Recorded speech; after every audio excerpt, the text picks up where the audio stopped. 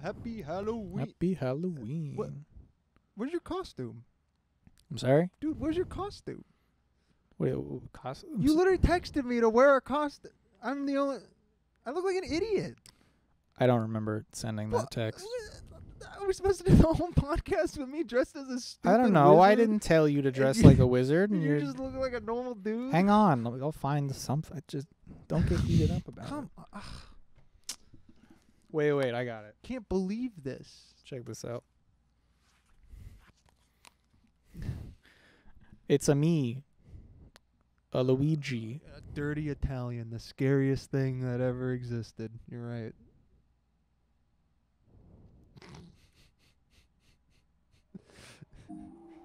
Shalakazam!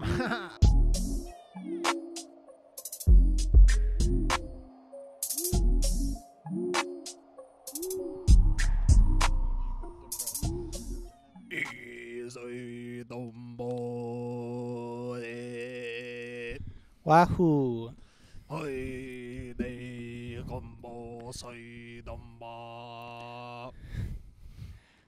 Hey there, kids. It's a me. Perfect. Check. There we go. Check. Here, I'm going to turn up. Shalakazoom! Alakabupa! Trying to think of a good wizard name. Carthalius. Mephistomonon. Have we started? Gargamugalesh. Mm-hmm. Darthian. Oh, Darthian? Darthian's good. Hey, welcome back to That Was... we don't have a spooky name. That was spooky. Hey, that was spooky. This is our That Was Mint Halloween episode. And nothing sets the holiday mood more than network connectivity issues. Right? Isn't that the scariest thing you could ever think of happening? I can't think of anything scarier than that. Being disconnected from your Facebook page. You know, it's called Meta now. Meta? Yeah. What? Like Facebook. Oh, that's the new name they chose? Yeah, so like the overarching company is called Meta, but the app is still called Facebook. So you won't say, you used to say like Facebook owns Instagram. Oh. Now it's Meta owns Instagram and Meta owns Facebook. So like the app Facebook is still called Facebook, but the overarching company is now called Meta. That's fitting. I always hated the word meta when people, that's so meta. It's so meta, dude. Anyway, we have a lot of spooky stuff. Yeah. Facebook, among which. Yeah. I think Facebook is going through a midlife crisis right now. You think? Like they had that shut off for a day, and then that person like came out and was like, Facebook is like like driving all politics in America, and then like now they're like, we're changing our name. Just seems like a 50-year-old dad like buying a Corvette. Same energy, you know. The media is controlling the politics. Yeah. And my name is Kipper now. Kip. I've changed my name. My name's Kip. Kip. So yeah, we decided to dress up a little bit. I don't have emphasis on a little bit. Yeah, a little bit. I basically just wore blue jeans and a green shirt. I didn't have overalls. I don't own a single pair of overalls. Yeah, they're hard to find now with all the hipsters buying them up. Yeah, and I didn't want to buy one either. Okay. I couldn't dress as my I had a Halloween costume, like a group of us did the other day, but it was song titles, so my costume was yellow. And I just wore all yellow. And I figured if I wore that here, it would be like, okay, he's just dressed yellow. You could have been a minion. Minion, haha, look at this minion car. Do you see that minion car? Banana. It's a yellow car. It's a yellow car. Yes, I've seen that video. And then Ethan, has he dressed as your uncle? Yeah. Okay, what's his name? Margubius. What kind of wizard do you think I would be? You're a wizard. Like what kind of magic would I be like an alchemist or like a necromancer or like condiments? Condiments? I hate condiments. Well, now you can destroy them all. Oh, my one mission to destroy all condiments. Yeah, I don't really care for condiments either, if I'm being honest. Gross me out. I like Thousand Island sometimes. Yeah, yeah. I like it when I don't see like the bottle. Sure. Like when I go to a restaurant, it's just like this big Yeah. bottle of ketchup. I'm like, who's used that? But if they just hand you like a burger with stuff on it already, Oh yeah, I'm good. then you're fine with that. Okay. Yeah, I never got the like. I know people like the what's it called, the hot sauce. People drink.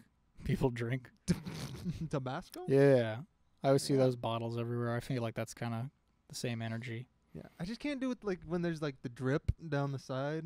That gets me. That's some spooky Halloween stuff That's right there. nothing spookier than bad sanitation, as we've all learned.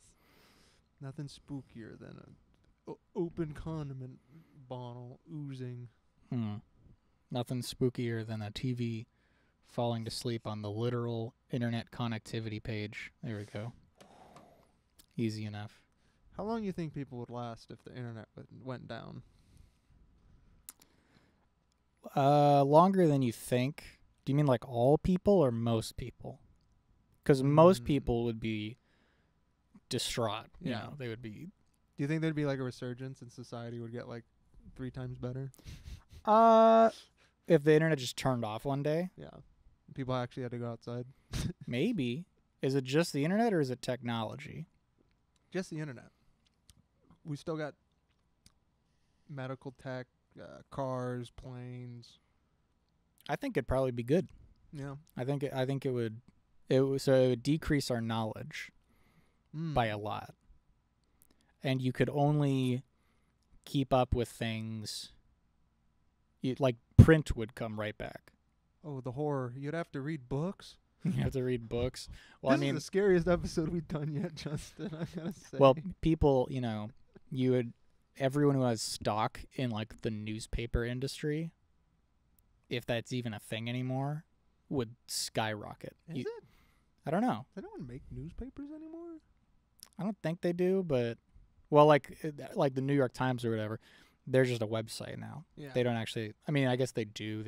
Some people still have newspaper, but that's kind of going out of common practice. Yeah. Waging a war against ad blockers. Mm-hmm. But I bet you if the internet goes down one day, anyone who owns like anything in the newspaper industry is gonna like skyrocket to be the richest person in the world. So what I'm trying to say, we need to buy some stock, and then I'll cast a spell to like delete the internet. Yep. People would lose their minds, actually, for a lot of reasons. Like, would they? Because I feel like the internet is making people lose their minds in the first place. Yeah, but I mean, like, a lot of things most people have gotten used to would disappear. Like, everyone's waiting for this next trailer for Spider-Man, which I don't want. I don't want another trailer for the new Spider-Man. We got everything we needed in that. I thought so. One. People want another one, though. Oh, then they're just going to spoil the whole movie, though. Well, I'm not going to watch. Yeah, me neither. Probably. I mean, it's hard to avoid, right, because of the internet. Yeah. But, if the internet shut down, you could only keep up with, like, what films were coming out by actually going to the cinema. So maybe the film industry would benefit from that. Yeah, maybe it would. I feel like I don't really browse Marvel stuff on my Instagram or, like, any of my, like, internet things I use. So, like, it doesn't, which is nice because it doesn't come up, basically. Yeah. So, like, I feel like I'd be spared, like, I'm not inundated with it to where, like, it's going to pop up on my feed. Like, I'm just, like, in other things now. Yeah. So, like, I could avoid it for sure. It's probably hard to avoid on YouTube, though. Yeah. You know what I mean? Like, you just, like, not even that you search anything. You're just, like, you open the home page, and it's, like, Spider-Man trailer, 5 Easter eggs or whatever. And every thumbnail is Doc Octopus. Yeah. Just don't reveal Willem Dafoe yet. Just keep that. Keep that little juicy little Tease secret. Tease me, Marvel. But a lot of probably small businesses wouldn't do well if the internet crashed because you couldn't get the word out about things as easily as you can now. True. But like if Amazon would go away, which would be awesome. That's true. You'd have to actually go to the store to get things. Yeah. Have I talked about my Amazon rant? Probably. On the show? You can do it again. Yeah. So I haven't bought anything on Amazon in like months. Like maybe over 6 months. Yeah. And like I've just like kind of like I don't know, decided with myself, I'm just gonna go to the store and like support just like businesses and like around town and stuff. Yeah, it's awesome. I love it. I love going to the store. Like, I honestly hate Amazon and what they're doing to commerce and like small business and all that. Yeah. And like, hey, if you're a listener of the show, you should do it too. Screw Amazon, boycott it. Just get rid of it. Space Boy Bezos. Space Boy. Cast a spell on you, Jeff Bezos. Oogie boogie boogie. I feel like, when I buy things on Amazon, it's because it's something that I don't think I'm going to be able to find in a store, which is not terribly often, but, you know, it was definitely convenient when stores were not closed, but like, you couldn't just walk in and be like, but now, well, we're in California, so things are like, you know, there's not a lot of progress going on right now. Yeah. It feels like stuff's open, right? Everything's open, but like we had the whole, you don't have to have masks anymore. And then they were like, surprise, it's back. And it like hasn't updated since then. That seems a little weird. Feels like we're just in like the buffering thing. Yeah. Yeah. You know about housing prices in California? Oh, yeah. It's stupid. Dude. It's stupid. I was talking to this guy the other day, actually. Some random, I don't know, I was outside of a house at my job, and this dude came out and started taking pictures of my car, and so I went and talked to him, and we ended up talking about the housing market. Really? Yeah. That's funny. Long story, but anyway, he was saying his neighbor bought his house for like $17,000 30 years ago, and just sold it for $600,000 now. That's insane. And it's like a 2-bed. I'm not gonna say what part of town it was, but it wasn't like a nice house. Yeah, well, yeah. Like, it was a average California home, you know? Like something that, like, every normal person, like, had back in the day. You look at, like, you know, I've looked at houses, like, even, like, a few states up, like Washington, Oregon, that area, for, like, $1 million, which is a lot of money. But if I'm going to buy $1 million house, there's houses, like, up and in different parts of the country where it's like, oh, I have like a field is my backyard, and there's like 6 bedrooms, it's and like then fancy looking, cool. Like you can tell it's like a really nice house. But then like $1 million in California gets you like a shack, like a good house, like a fine house. Yeah. It's you know. It's a housing crisis for sure. I'll give them that. Absolutely. Definitely. It's how political we've gotten in this episode. Yeah. Is talking about the housing crisis political? I mean, that's pretty scary. Yeah, it's pretty scary for sure. I think about it sometimes, and then I try to stop thinking about it because I get nervous. Well, hey, I think I'm gonna be in the Northwest with you, my man. There you go. In the woods. That's the secret. Northwest. I feel like I've heard, someone we know recently bought a house out south. Someone who just moved over to the south, east. They recently got married. Never mind. I'll let you figure it out. Anyway, someone bought a house over there like recently. Does this person have anything to do with submarines? Submarines? I don't know about that. No. Oh, wait, I think so. Someone they know has something to do with submarines. Okay, I think I know what you're talking about. Sorry, it took me a second, too. Yeah, but they just bought a house for, like, not a ton of money, and it's, like, a pretty big house, and it's just down south. Now, I don't want to live in that area, but, like, the contrast is crazy that you can just, like, buy a house immediately somewhere else. But here, it's like, oh, let me rent for the price that I would buy my own house. Yeah, on the other side of the world. The one saving grace the world. Is, Sorry, hang on. America's not the world of the country. Go on. What? You can go outside the cities around here and get some decent stuff. Yeah, but you're gonna be 2 hours outside of like any major city, at least. Well, that's the thing is you gotta find the I know our viewers are all considering buying homes. Yes, of course. I'm sure our age demographic is right in the pocket of that age. Yeah. But, I don't know. Stuff I don't have to worry about now, which I'm glad about. Yeah, hopefully there's some kind of like... Well, usually it's like fluctuates. So like now is the worst time. So like hopefully by the time we are buying a house, like there's been some kind of like market crash and you just get houses for pennies. Yeah. Well, I was reading even like up in the Pacific Northwest, like this is a spike. So like houses even up there are getting more expensive, but they're still so much cheaper than they are here. Well, this is the most expensive place to live. Just about. Like about anywhere. Outside of Dubai, like downtown New York, like in New York City, in LA. Woo. Those areas have got to be absurd to live in, but yeah, I think in New York you get like for $1 million you get like a broom closet. Can it be a snazzy broom closet? Sure, but probably won't be. You're gonna live in Harry Potter's room.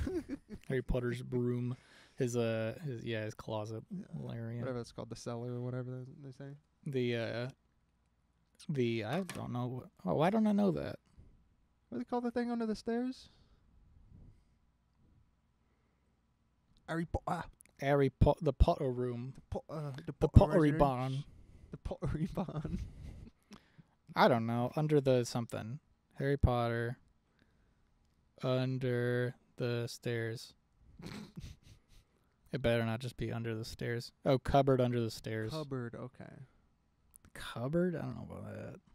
That don't look like a cupboard to me. It's a halfway decent room, man.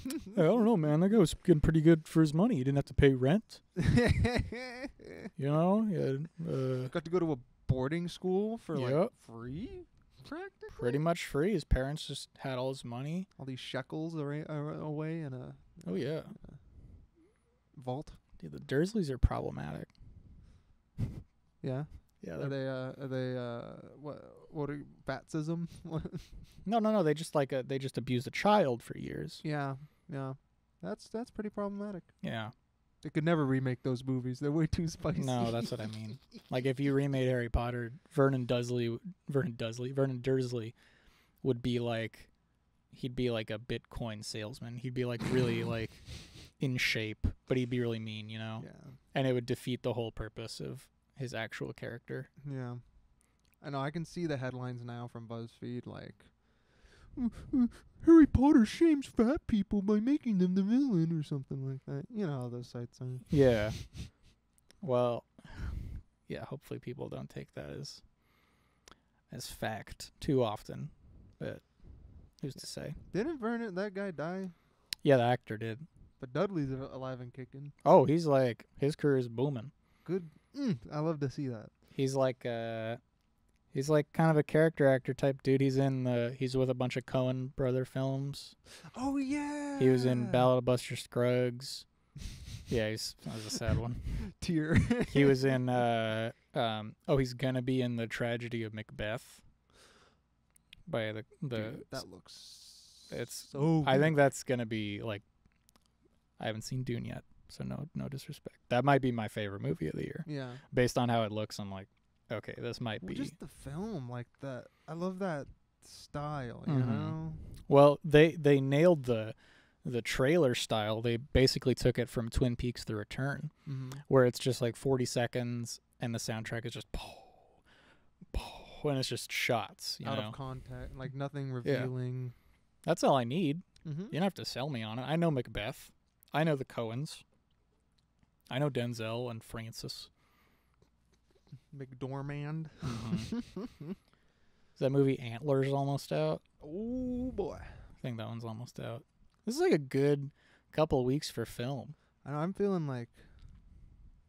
I still haven't seen The French Dispatch. Yep, that's coming out. Still gotta see something else came out. Oh, I gotta see Eternals on the November 5th. That's like the first Marvel movie I've been excited about. Since Avengers. Yeah, that'll be good. I mean, I hope. Yeah, me too. I honestly wasn't excited for it at all, and then the most recent trailer came out, and I was like, "That actually looks pretty good." So hopefully they deliver on that one. Yeah. I like the Celestials are getting involved. Yeah, that's pretty cool. Like, that gets me giddy. I'm just like, oh yeah, boy, let's go. I'm going in with like just low enough expectations to where hopefully I'll be pleasantly surprised. If anything, I'm looking for some eye candy. Sure. It does look like this could be a good eye candy movie. Yeah, the director's good at visuals. I didn't really like Nomadland too much. I haven't seen it. It was all right. Best Picture, I don't know about that, but it looked really good. So Okay. she definitely has a good visual style. Okay, so it was like Academy Award-winning director. I'm like, oh, what did she direct? I don't remember. It was Nomadland. It was the Oscars that no one watched. Except me. I was the only human alive that watched the Oscars. And YMS and his friends, they also did a video. So 4 people have watched it. That's about it, though. Is anything else coming out? Spider-Man in December. Ooh, baby. There's something else. Oh, Last Night in Soho. That's coming out soon, too. Wait, that's Edgar Wright. Edgar Wright. Yeah. Do you see the trailer for the new PTA movie? Yeah. Some pizza. Licorice pizza. Yeah, it looks pretty good. Yeah, I just like Paul Thomas Anderson. He's a great film boy. Yeah. Do you want to talk about some spooky films? Oh yeah, spooky films. What's the scariest movie you've ever seen? Oh gosh, I don't know. It's for me. It's between The Shining and The Babadook. Yeah. Dude, that movie is so creepy. Here, you talk about why you think that for a second. Yes. Well, the Babadook. I know it's more modern, but like, it nailed so many horror movies. Just like, they like blow it too early. Yeah. They just like give you everything, and then you're just like, okay, well now, like, who cares? Like, I've seen the whole monster. Right. Like, the reason Jaws is so good is because you do not see the shark until like the last 5 minutes of the movie. Mm-hmm.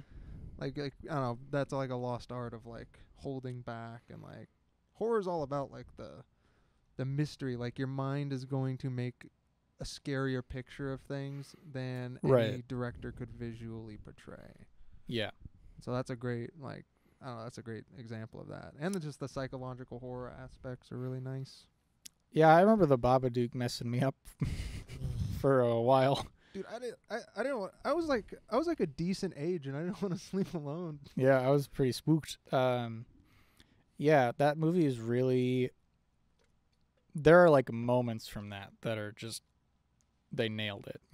Like the hands coming. Honestly, I don't even remember moments. I've kind of blocked them out of my head. But yeah, that movie messes with you quite a bit. Mm-hmm. And it's like you said, it's done very. You really don't see the spook boy very much, and that makes it, I think, more effective. And then The Shining, you were saying, similar. Where that movie's. What's great about it's a similar thing, but The Shining is like. Actually, Donkey said it best. Literally, Donkey said it best in his review. He says like. With most horror films, not all of them, but most of them, you like figure out what the villain is. And then someone's like, this is how we beat it, Yeah. Like, I've seen the original Nightmare on Elm Street. It's pretty good. It's a fine time. But there is like, wait a minute, we just stay awake. And then... Yeah, that moment always, like in Signs, when they're like, you just pour water on it. You just pour water on it and they die. Or, there's any number of those. You could run down the list of them.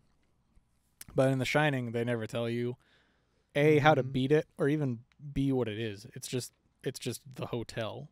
Yeah. It's how do you some kind of and then they like give you him in the past there, and you're like, okay, now what's going on? Yeah. And Kubrick's just so good at what he does. One of the best. Sure. I'd almost argue the best. I don't think he's my favorite, but there's an argument to be had that. Well, because he would my argument for Kubrick as the best is he always came in at the end of like a fad, and then just blew everyone out of the water and everyone was making Vietnam movies throughout like the 80s, and then he just makes Full Metal Jacket and kind of just like puts them all to shame. This is the best one. Yeah, among the best ones. Same with The Shining, like slasher movies or just horror in general is kind of getting big, and then he's just like, boop, you're never gonna beat me. I don't know. Scariest. That's the thing is I don't really get scared by too many movies. I'd say those are two of the scariest films. One of them happens to be one of my favorite horror films, which is The Shining. Babadook's in there, but I don't think it's my favorite.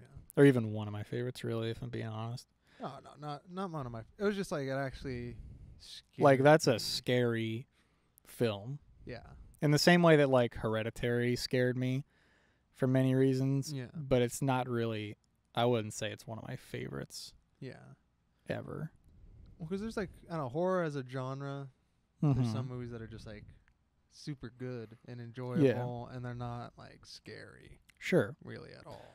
Which is the film I like more. What? Like that type of horror film where it's like it's just enjoyable. Yeah. I don't really get scared by it, but you know, that's the type of horror I try to tell people about when they're like, I don't like it because it's a horror film.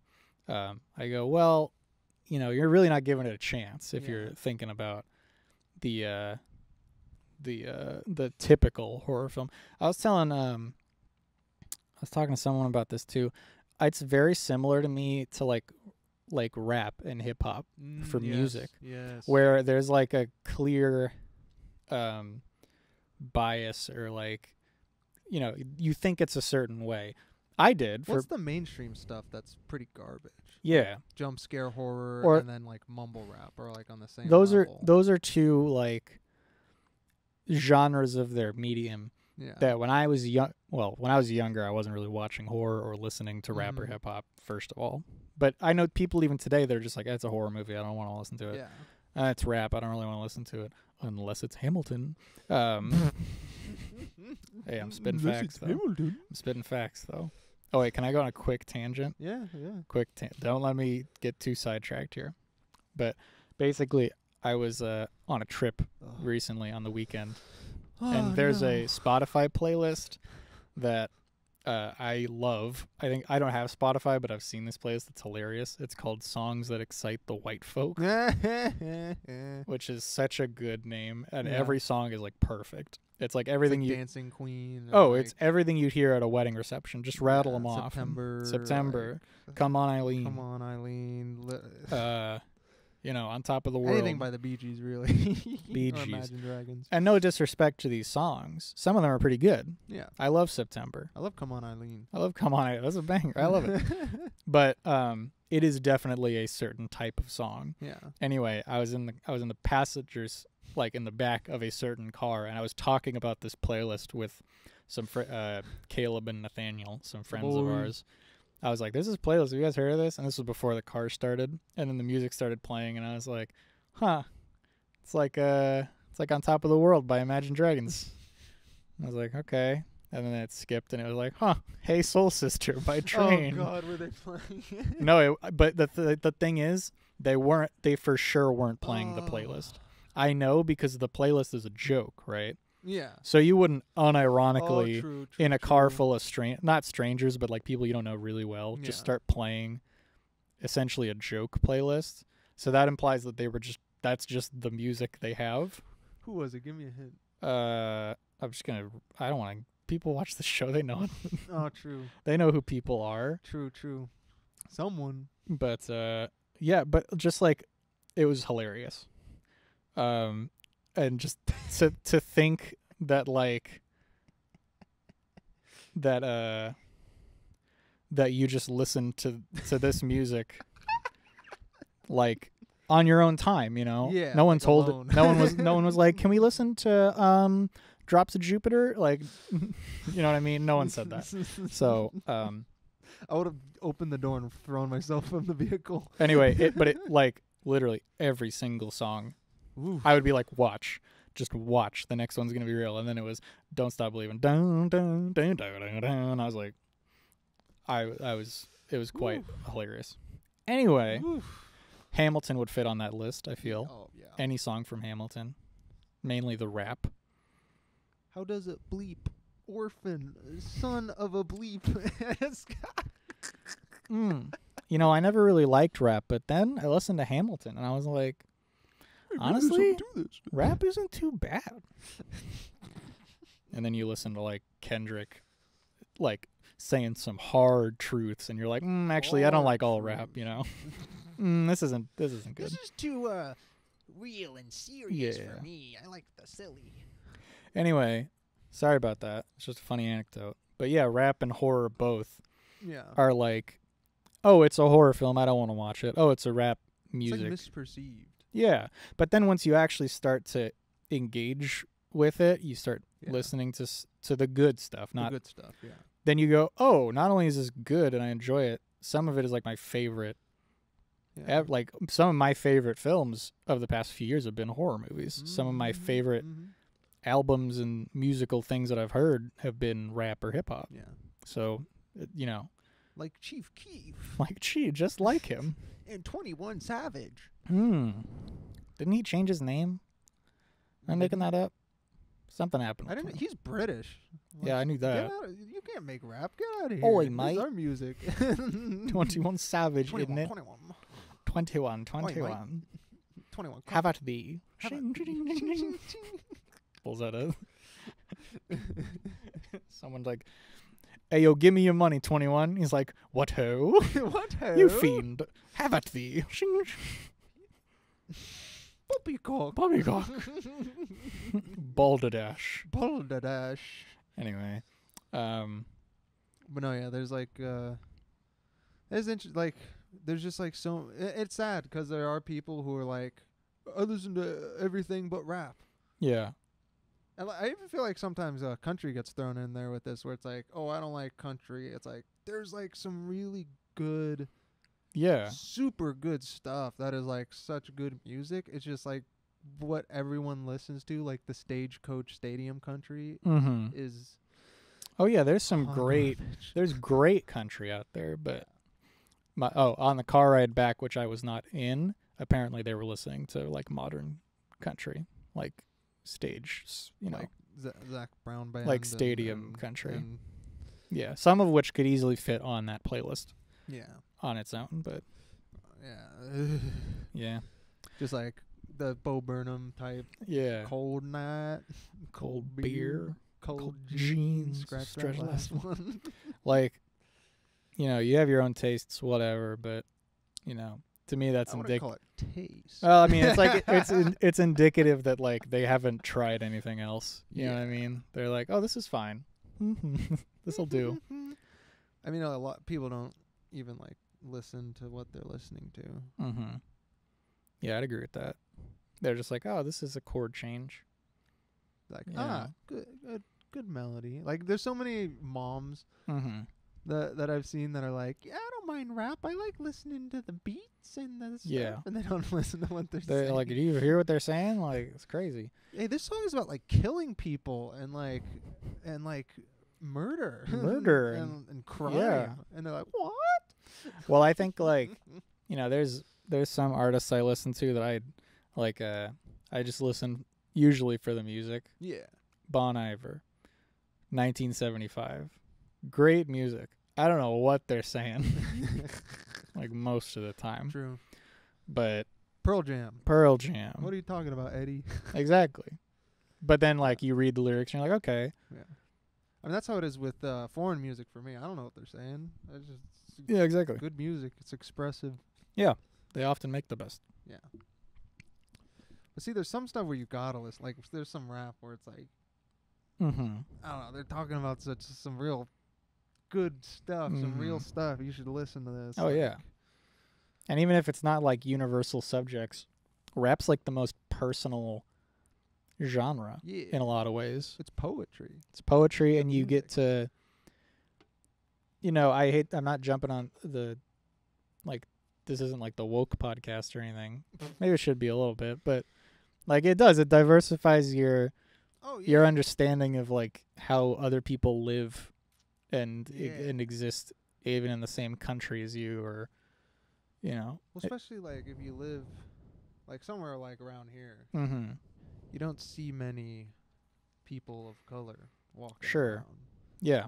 So like, I know this might sound lame, but like I didn't know much about people's plight, racism, poverty, stuff like that. But like listening to Kendrick, talks a lot about that stuff, and he can make it relatable to just like the average suburban kid that's never seen hasn't had a Yeah. chance to talk to anyone about that. Like, Yeah. it's like a good way to expose people and like enlighten them. In Yeah. a way. And then like the wrong approach is going like, dang, I get it now. You know what I mean? Dang, now I know what it's like to be Yeah, I black know person just what in it's like. America. It's like, no, like you're just listening to this guy tell you his It's experience. Like a start. It's like a first step Yeah. to awareness. But then you go like, But you have to talk to someone in person. yeah, you can't just be like, well, man, I'm an expert on diversity. I've listened to Good Kid, Mad City, and yeah, I think we can have this discussion in full. Hey, I'm not racist. I listen to Kendrick Lamar. Hey, man, come on now. Anyway, horror films. Oh yeah, horror. Man, look at how many like internet, housing crisis, the race problem in America. Like, this is the scary episode. Oh jeez. This is the horror episode. Ooh, spooky. But yeah, a lot of my favorite horror movies are ones that aren't even inherently scary. Evil Dead 2 is like a masterpiece. So good. Because every horror film up to that point was like serious. It was serious, and it was all about the victim, or it was about like the killer, right? Or the monster or what have you. Yeah. And people were just like to be picked off one by one. And there's a bit of that in Evil Dead. Maybe there was like a hot chick that was the main character that made it out. Like, that was the trope. But I like Evil Dead 1. I'll defend it more than most. Oh, it's amazing. I love the first Evil Dead. Yeah. Independent filmmaking. Yeah. But then Evil Dead 2 is like, you see Bruce Campbell, he starts doing stuff on his own. He's like, my hand's evil. I got to cut it off. Yeah. I got to put a chainsaw, shotgun, flip it around. I'm going to go kill the monster instead of. So it's the first time you saw. Well, I don't know about the first time, but one of the first. I don't know if really people took a. No, there was never a horror movie where like the main character took matters into their own hands and like, actually like was a. Well, because he's the first super cool like monster slaying. It was like one of the first action horror films you ever saw, where it was like, oh wait a minute, we can. Like it was slapstick too. Like it was funny. There's some physicality in that movie that's amazing. I love the first Halloween, but even in that, like Jamie Lee Curtis is just like barely surviving. Yeah, I know she's an iconic character and like she's been in a lot of horror.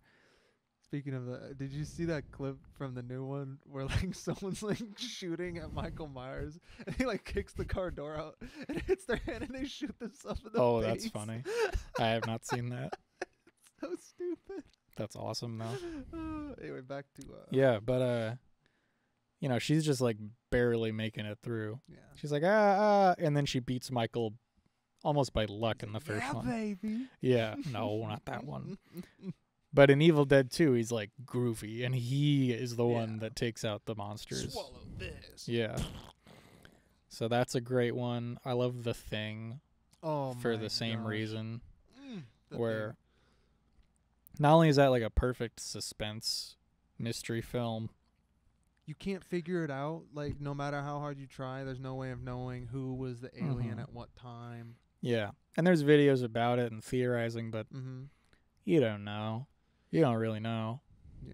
John Carpenter intentionally did things. Like, he would put in actors that weren't even in the film to be shadowed. Like, the first scene where, like, the dog goes up to someone in a room. Like, the shadow of that actor isn't even an actor in the film. It's just like a production assistant or somebody. Dude, when the dog is like going fully like nut. Oh, I love that scene. Yeah, there's some great stuff in that film, but that one too, Kurt Russell gets to boot it up with a flamethrower. Yep. And you get to see some like, all right, now he's gonna fight back a little bit here. Yeah. So that's a great one. Arguably, they kind of win in a way. Kind of. They keep the monster at bay. Yeah. Not a lot of great ways for the monster to really win in that film. No spoilers for The Thing, because watch it. Just get on it, dude. Yeah, you got it. This episode should be out before Halloween, so just watch, The Thing, First Halloween, Shining, Evil Dead 2, Cabin in the Woods. That's a yes. great modern horror. I know we said we hate the word meta, but Yeah. that's a good movie to watch if you've seen a lot. fair amount of horror films, because it's so clearly like a love letter to it. Yeah. And it's done pretty well, I think. Isn't like Chris Hemsworth like take a motorcycle off a ramp and like get blown up in a force great field scene. or something? Yeah, Chris Hemsworth in it. Not for long, as Ethan's told you.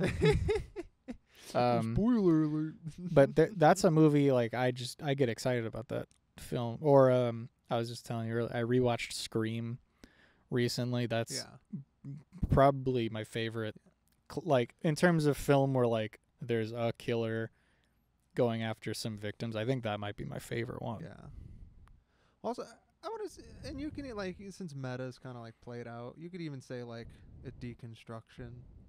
Yeah, I think it is subversion of tropes and expectations more than. Yeah. I like that kind of stuff a lot. Yeah, I agree with that. Have you seen Scream yet? Mm-mm. It's a masterpiece. I gotta get up on the slasher movies. I haven't been. I'll watch Scream with you soon. Oh yeah, let's do it. I'd be down. It's so good. And I don't watch movies like back to back very often. So if I'm telling Ethan that I'm willing to watch Scream, oh man, that must be good. Again in the course of a few days, it's a pretty good movie. Really good. Yeah, I might be setting the bar high, but still.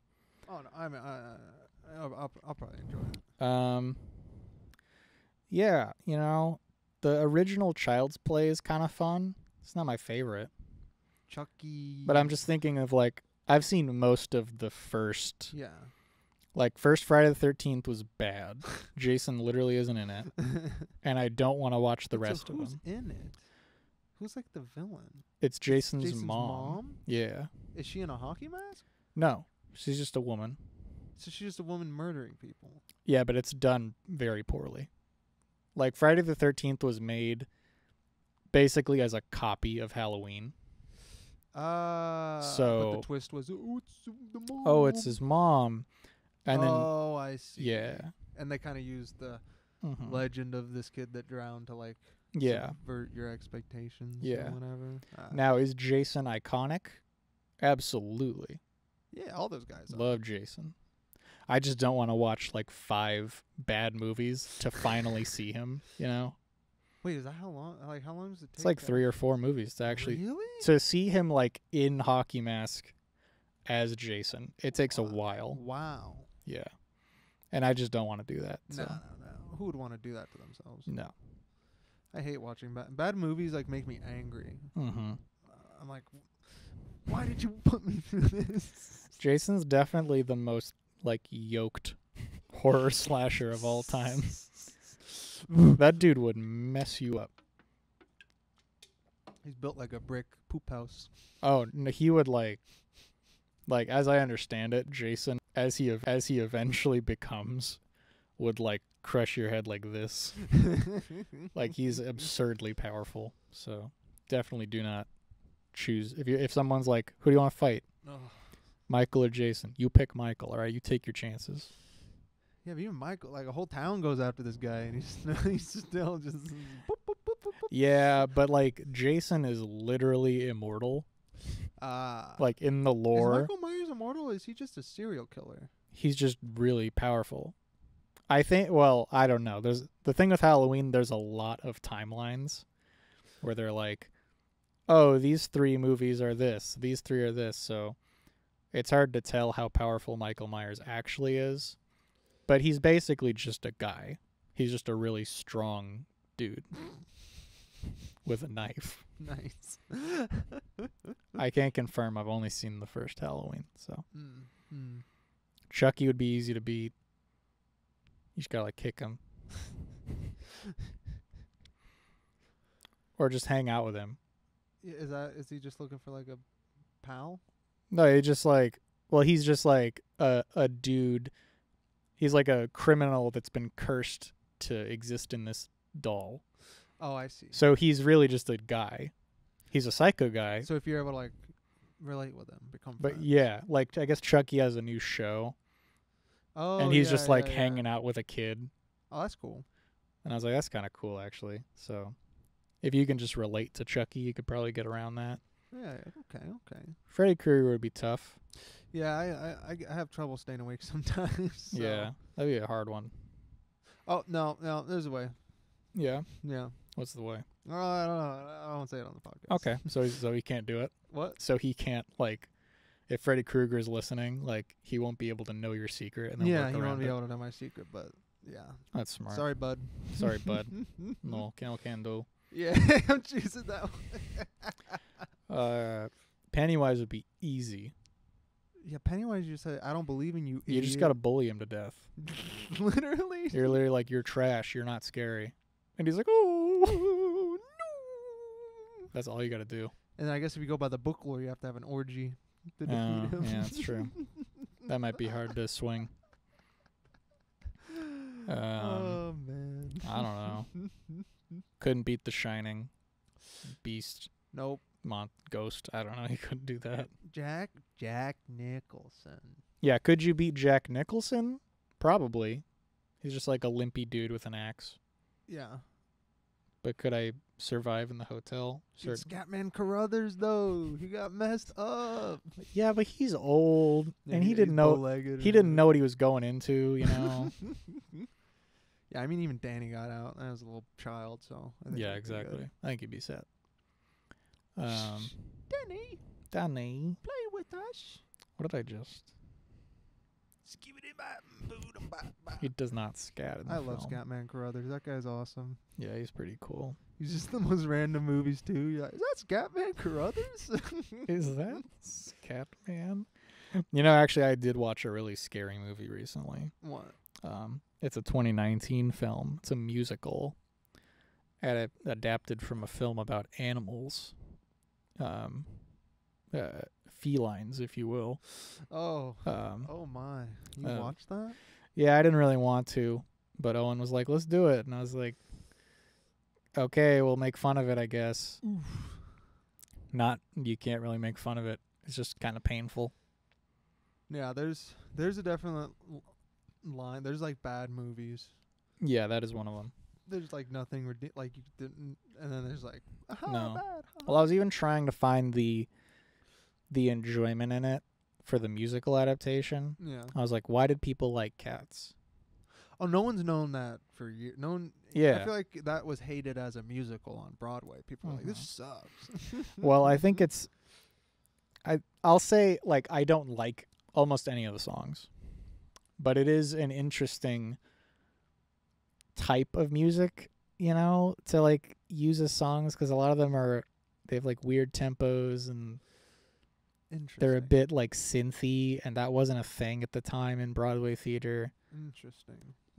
I was talking to my mom about it because she actually saw it when she was a kid. Oh. And she was like, this is weird, even as a child. So, but I guess the appeal was that none of the songs really sounded like typical Broadway showstoppery. And the most popular song from Cats is Memory, which is like the most showstoppery song in it. So that tells you how it was probably received. But yeah, I mean, like, the lyrics are so bad. Every song is a character introduction. James Corden is in it. Oh my goodness. When James Corden showed up, my fight or flight kicked in.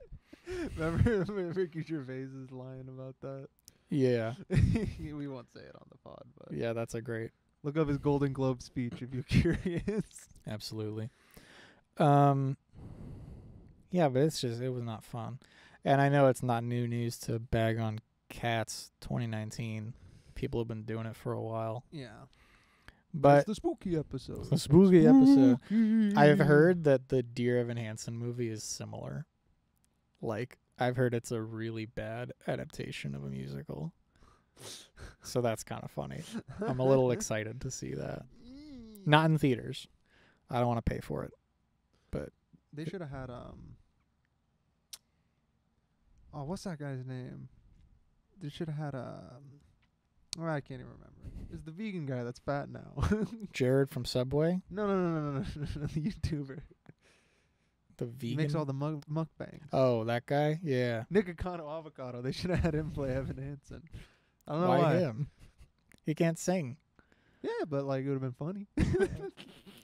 Yeah, it would have been funny. I don't think production would have gone very far. Well, you know the whole reason like why Ben Platt is still Evan Hansen in that movie? It's because his dad's the producer. And because I guess he did it on Broadway. But, you know, Ben Platt said something along the lines of, like, this movie wouldn't have gotten made if I wasn't Evan Hansen. Dang. And I was like, I don't know, dude, that sounds kind of egotistical. Like, sounds like nepotism to me.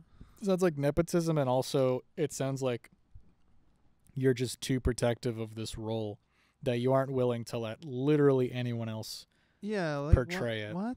Yeah, that seems a little messed up dumb. to me. My respect for that went down quite a bit after here. I haven't seen the film, but hearing the interviews, I was like, okay, I get what kind of person you are now.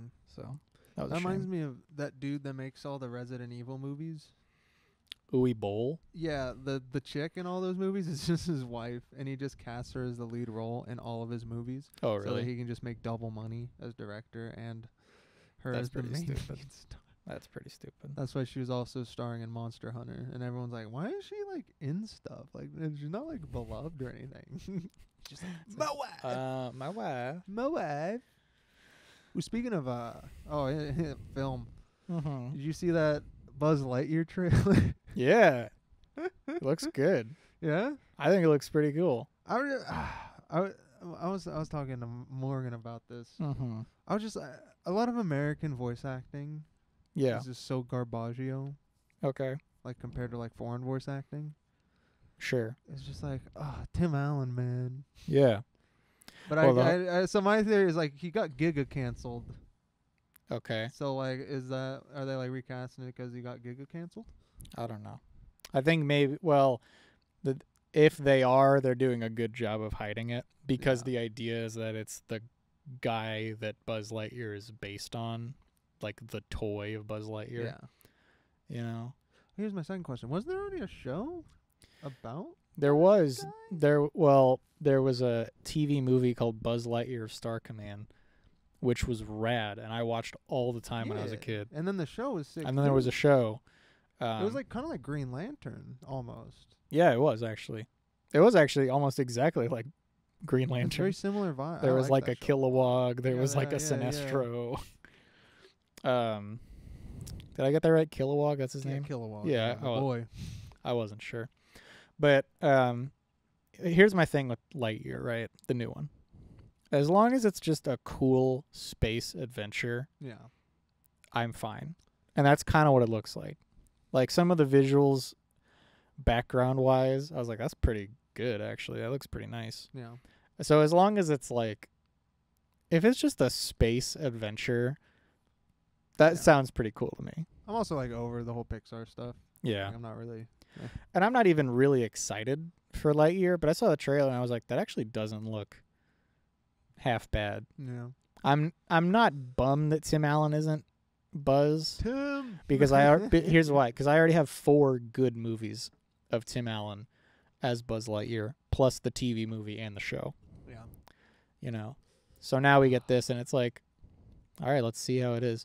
It's almost like, you know, at the end of Chicken Little, when they have like the, do you remember that? Yeah. Where they have like the film about Chicken Little, and it's like, he's like buff. Yeah, it's Adam West voicing him, and he's like, Ducky, we've got to get out of here. That's like what Lightyear the film is to me, a little bit. Kind of give me Martian vibes.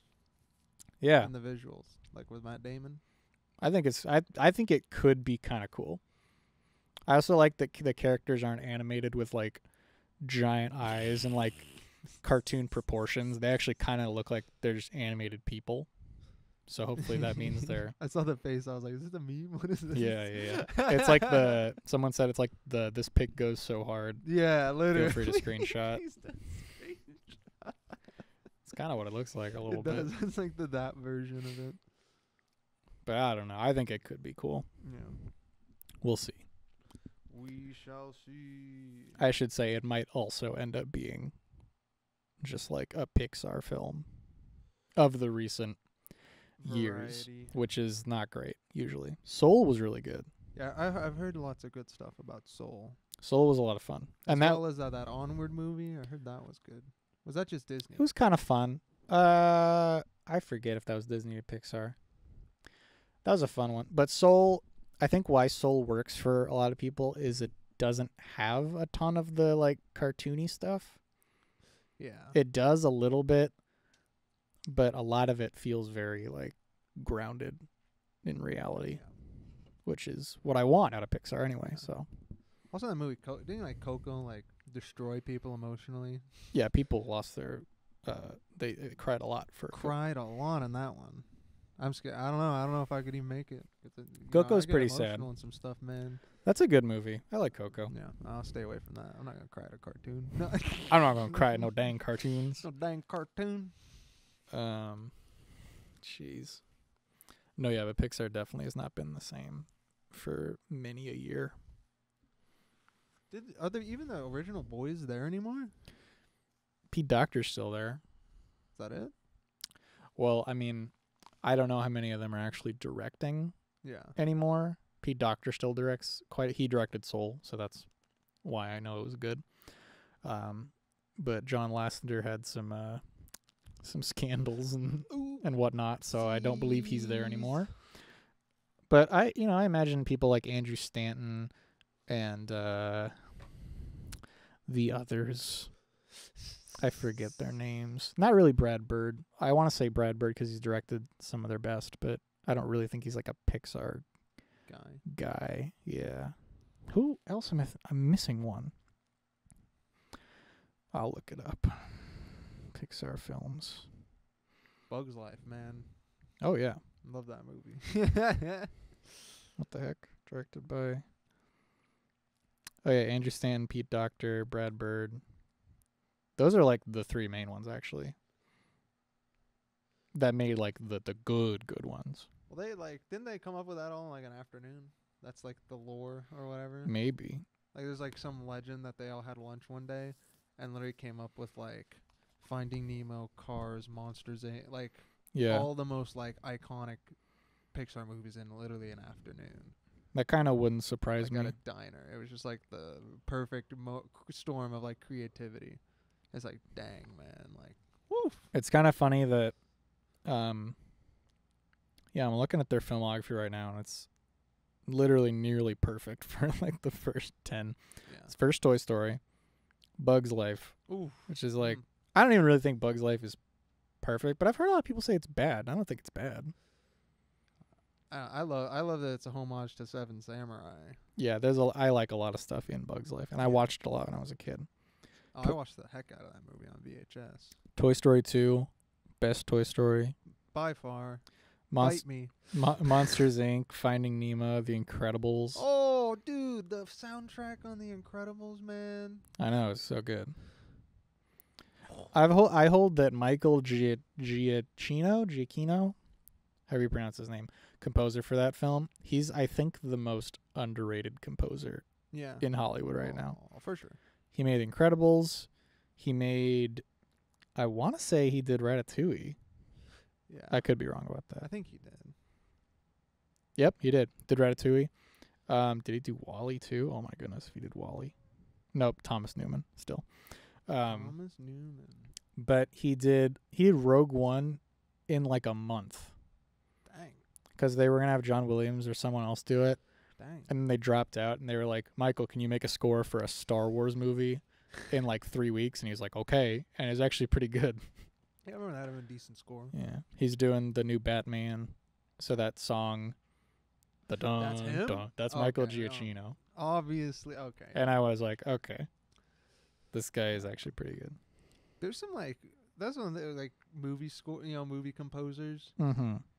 There's like such a standard of just like good, and then there's so much garbage floating around out there.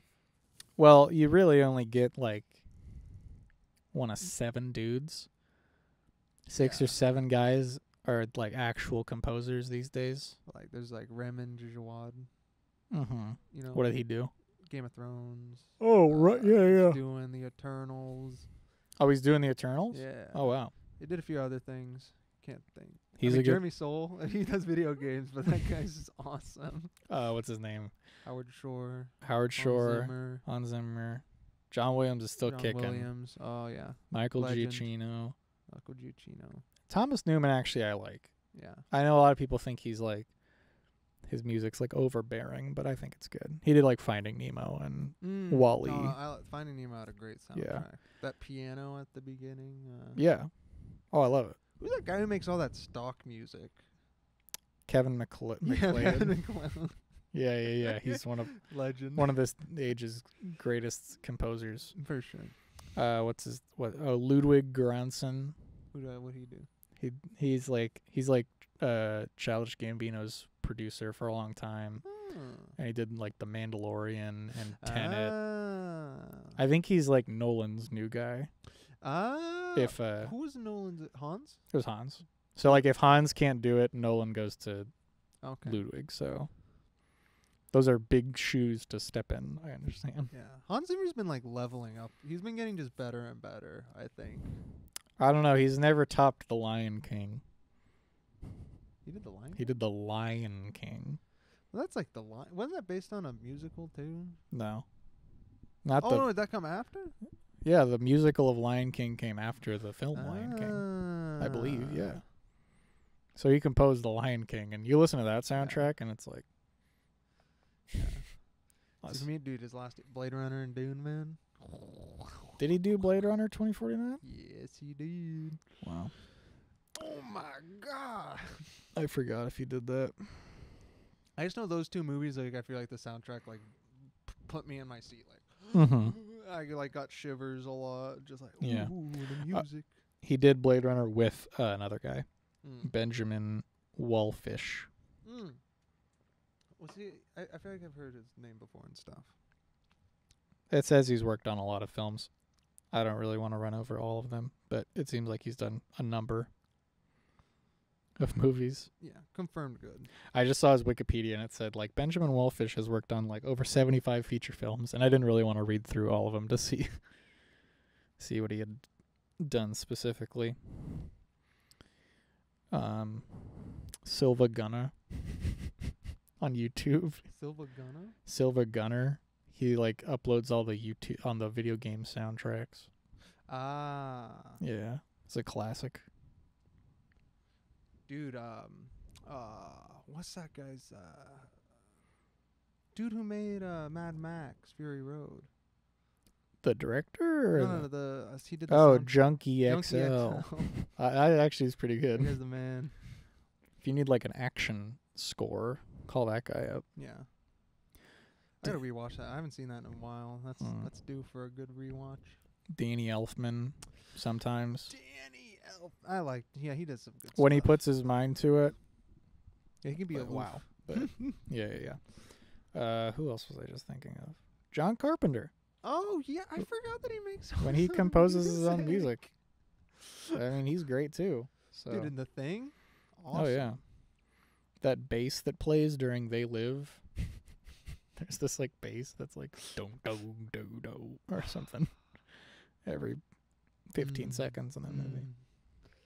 That guy, John Carpenter, what a great guy, artist. Absolutely. Pliskin, I thought you were dead. Yeah. Escape from L.A. is underappreciated. Yeah, I gotta still watch that. That movie is actually great. It's not. I don't know that it's as. I think it's like actually as good as New York. Yeah. Yeah, I like them. I like them about the same. LA's definitely like stupider. Like it's way dumber. I could use that. I love it when a movie gets real dumb in the right way. Have you seen like the basketball? No, I heard of legends of it. There's a basketball scene. I think Davis was telling me about this. It's the best. It's so good. It's so good. It's kind of like what was the scene in the first one where they're playing a game? They're in like the gladiator ring. Yeah. And he has like the baseball bat. It's better than that scene. It's more stupid. Yeah, I love a good stupid movie. Oh yeah. There's not wait, what were you gonna say? Go ahead. Mine was. I was just gonna talk. The reconnaissance has begun, boys. It's begun. Tell us about the reconnaissance. So I was just on YouTube, and this Dior commercial came on, and there was the boy, Johnny Depp, and I'm like, finally, he's been redeemed, or he's at least on the road to redemption. He's coming back, boys. Like, he's not blacklisted completely anymore. Yeah. So hopefully he will. I just want him to make like a movie that's so like, cause he's capable. He's such a great actor. He can make something just undeniable that everyone would be like, okay, shoot, he was like, great in this. He's back. Update on that. The Renaissance is Renaissance is well in effect. Yes, let's go. Brendan, we've any long-time listeners of the show, and I'm talking long time. We spoke that in 2017 even. We are out here every episode talking about this guy, saying Brendan Fraser is the best actor in the world. He is coming back, and he finally did. Like, yes. It's finally happened. What are you doing this Sunday? Sunday. You used to send me that every Sunday. I should start doing that again. You gotta get back on Instagram so you can send it. Yeah. What's he doing a leading role in? To be fair, I don't know that this movie's gonna be good. Yeah. Any of these, but it's cool that he's getting these roles. Yeah. He's the main villain in the Batgirl movie. Oh, interesting. Okay. Which is like, it's Batgirl. So that's how they're gonna get me to watch that. I don't know how good it'll be, but the fact that Brendan Fraser is the main villain of a DC film, like, come on, that's pretty cool. He's leading an A24 movie. He's in Martin Scorsese's new movie. He was just in Steven Soderbergh's new movie. Dang. He's still on Doom Patrol as a main character. Nice. He's in some other film, I think. Like, he's just all over the place. Yeah. And I love that. He was my favorite as a kid. It's cool to see him, like, getting all this work. Well, especially after that disgusting divorce he went through. Have you heard about all that? Not maybe a little bit. So, like, basically his wife divorced him in the midst of, like, him getting all these huge, like, she basically divorced him the year, like, of his life, like, salary-wise. Yeah.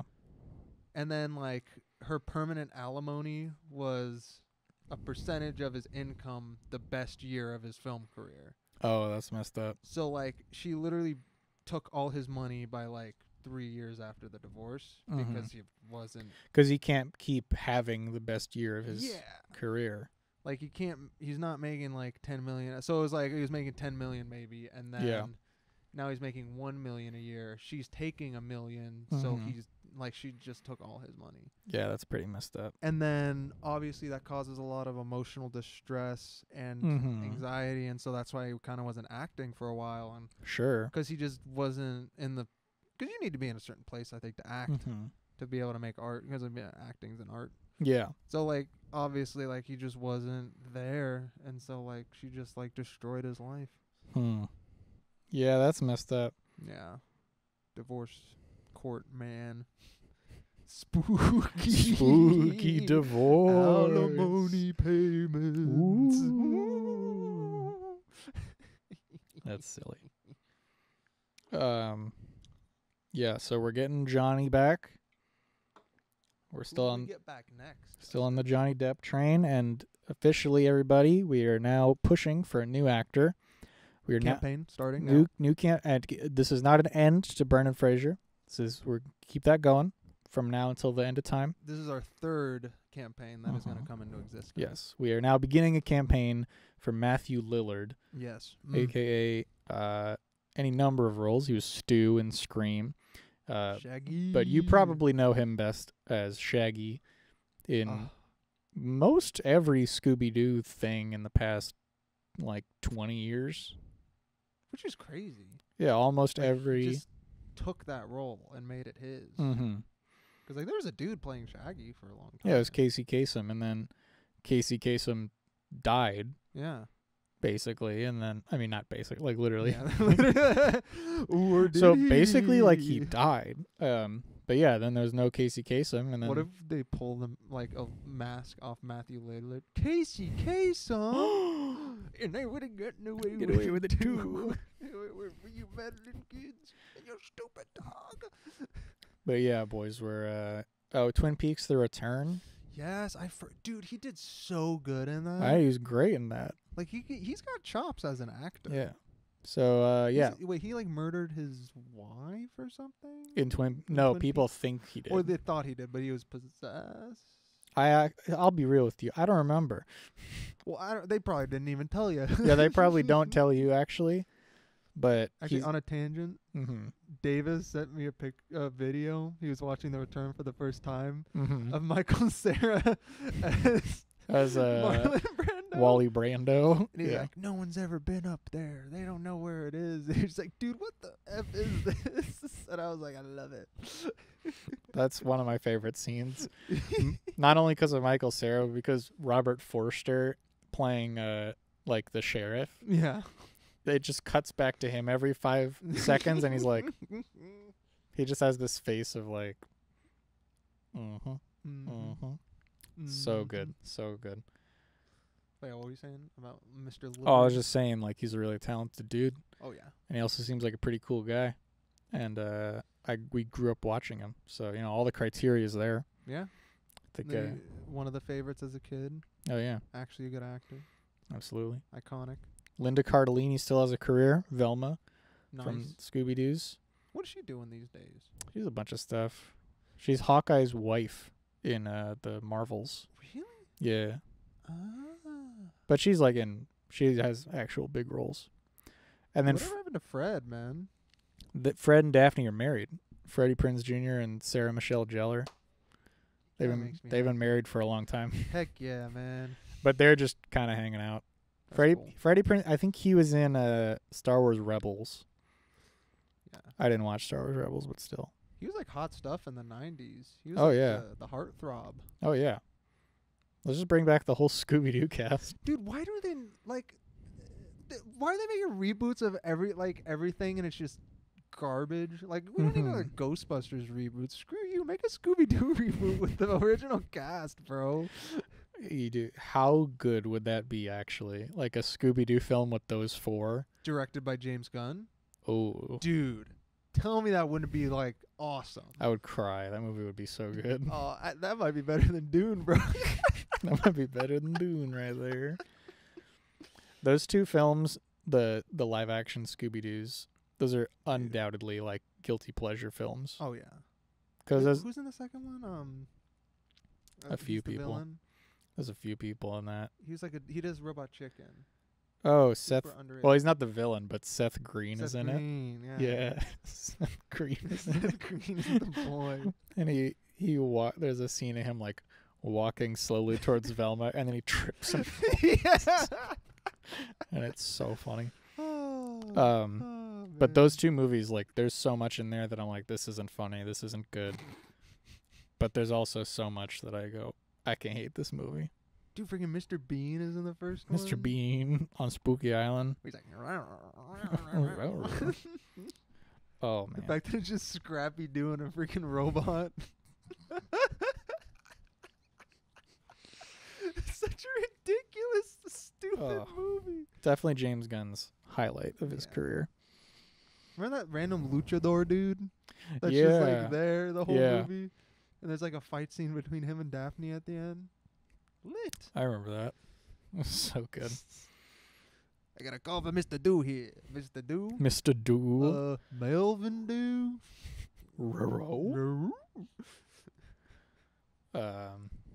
Dang. Well, I feel like are we running out of time? I don't really know. It says 2:12.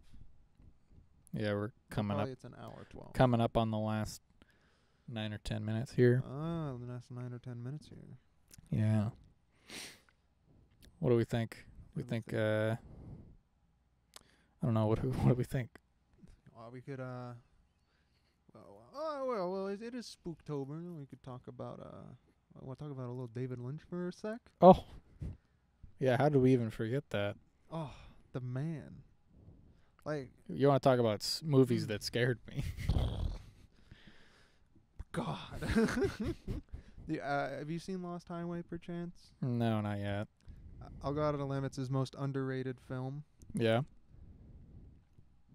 Probably my favorite. I can't decide between that and Mulholland Drive. Mm. But, like, that movie is, like, legitimately terrifying because like it's basically like it's like it's a David Lynch movie. Who knows what's actually going on? Sure.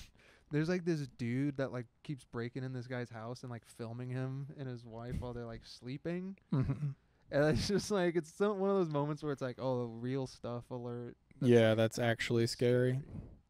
Well, I just watched Mulholland Drive.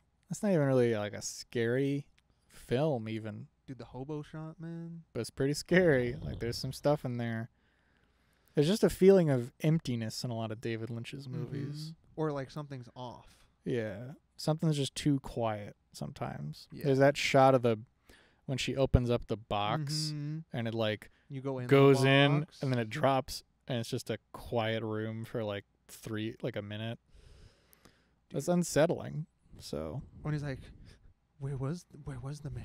Yeah. He was right outside the restaurant. Yeah.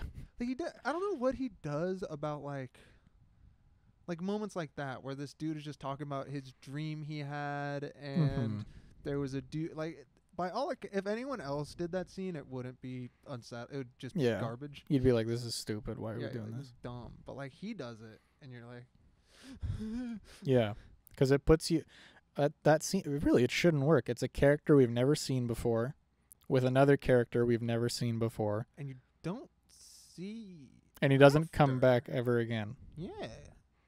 But it's one of the scary. I remember it moment for moment. Yeah. So that movie's great. Eraserhead is just like, it'll just mess you up. Dude, Eraserhead, like that movie's visceral is the word I would use. Movie just something. David was going through some stuff back in the day. He was definitely going through some stuff. Living in Philly. And you know what Eraserhead inspired is The Shining. Like the soundtrack for The Shining. Makes sense now. Which is crazy to think about because I thought, you hear like Kubrick was inspired by David Lynch. And I have them reversed because David Lynch is still alive and Kubrick isn't. Yeah. I was like, what? Kubrick like watched his movies? It is weird. Do you know no one even knows how he made that little baby and he's never revealed it? He's never told anybody? Never will. Wow. Of course. He probably just found a demon. Yeah, basically. He's like, hey, you want to act in my movie? Okay. Love David Lynch. Twin Peaks: The Return is a show you have to watch the first bit of Twin Peaks to get to, but once you get to it, you want to see some actual horror television. Oh boy. Yeah. Nothing quite like that. Like the end of the first episode where they're like on the couch in front of that like demon portal and then it just like just kills them. Which sounds weird out of context if you just started watching Twin Peaks. Yeah, that sounds a little weird. But it makes total sense when you watch, believe me. And then the nuclear bomb scene, how was that? That like I had to like leave the dark room I was in and go somewhere with lights. Yeah. Because I was like, I can't do this. Well, he does all his own sound mixing. Yeah. So he's released albums. Yeah. But that's his whole secret, I think, is there's an old saying like if you're watching a scary movie and you don't want to be scared, don't cover your eyes, cover your ears. True. That's the theory is you're actually more scared by sound than you are by seeing something scary. There's also a good saying, if you want it done right, do it yourself. Mm-hmm. There you go, yeah. And Carpenter and Lynch definitely understand that. Yeah, they definitely knew, I want Halloween to sound like this. Yeah. I want Eraserhead to sound like this. And then he just did it himself. But I don't know if he composed it. Because David Lynch doesn't compose his own stuff. Yeah. But he does mix it all himself. Like, isn't most of his soundtracks just ambient noise? Yeah, it's hard to... I mean, Twin Peaks is like the only thing I can think of music from. Angelo Badalamenti, though. That guy's a freaking legend. Oh, yeah, he's super good. And what's the... He did all the Sergio Leone movies. Oh, Ennio Morricone didn't he? No, sorry, not Ennio. He did, Wait, what? He did some spaghetti western. I forget which. Yeah, he did. Which he did. I forget which one, too. But I was going to say him and Ennio Morricone. Yeah. Those are two guys I forgot. Yeah, on the list for sure. Those are super good. Yeah, something about just... Yeah. That just gets you... Yeah. Lost Highway's got a lot of Rammstein in it. Just what I wanted. Rammstein. Love Rammstein. Yeah, anything with Rammstein in it. Yeah, David Lynch's movies are definitely, or even Firewalk with Me too. That one's pretty spooky. Dude, with freaking David Bowie. Yeah, David Bowie's in it. Where did you go? She Philip, wouldn't like that. we're not gonna talk about Judy. Philip, it's good to see you Philip. back. Yeah, so. But you guys want to see the real scariest movie of all time? All right, The Nightmare Before Christmas. Yeah, spooky. It's a nightmare, right? Oogie boogie. Oogie boogie's gonna come tickle you. He's gonna come tickle you. Ghostbusters. That's a scary movie. It's not really. Come on, son. I don't know. That's all the scary movies I can think of. Yeah. Oh, you know what? Get Out. That's a scary one. That's a pretty it's like, that's kind of, I mean, it's less unnerving for, Yeah. like us. Yeah. It's not a scary movie for us necessarily. But I mean, there's moments in that where I was like, ooh, it's just more tense. I like the thriller aspect of it. Yeah. Thriller is nice. Thriller, the music video. That's a scary one. See, as a kid, the scariest movies for me, Mm-hmm. Ghostbusters 2.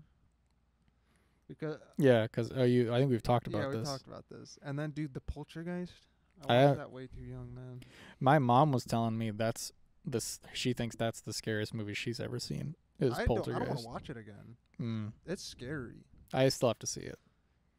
Yeah, it might not be, but might not. Well, I some don't. dude rips his own face off. Ooh. Kid almost gets eaten by a tree. And then there's a classic, just unsettling, flowy ghost. Yeah. Shivers. Another classic horror I haven't seen is The Exorcist. Can't confirm. I mean, I imagine I've heard that's very scary. I imagine it's pretty good, but I haven't actually seen it yet. I want to watch Hellraiser. That's on my list because that looks cool. What's that one about? I know the guy from it, like the the monster or whatever. But Pinhead. Yeah, Pinhead is his name. There you go. Yeah, it's basically like what this like chick's husband escapes hell. Mm-hmm. So like these like sadomasochistic demon guys like come from the nether realm to like bring him back. And I guess like they have like an item, like a puzzle box thing, and you have to like solve the box to send them back to hell. Oh, that's right. That's right. Yeah, I heard that one was kind of good. Yeah, I love me some good body horror. So nice. Underrated movie on body horror. I think it's Cronenberg. Yeah. Reanimator, man. That movie's rocks. It's another guy I still have to watch a lot of. Is The Fly like scary, or is it just kind of? It's just gross. It's just gross. Dude, yeah. The final the Thing is a better body horror because there's more body horror. Right. But The Fly, definitely that final scene tops anything. Yeah. The Thing. Okay. Well, I was gonna say The Thing is like about as far. Not as far. I'll still watch The Fly, but like that's the amount of body horror I'm okay with. Yeah. Or it's like, oh, it's turning into a monster type thing, you know. Yeah, if you want to see Jeff Goldblum turn into a fly monster, and it's all practical. I've heard it's pretty in your face. Yeah. I mean, it's very, like, cringy. Like, there's a scene where, like, he rips his fingernails out. Oy.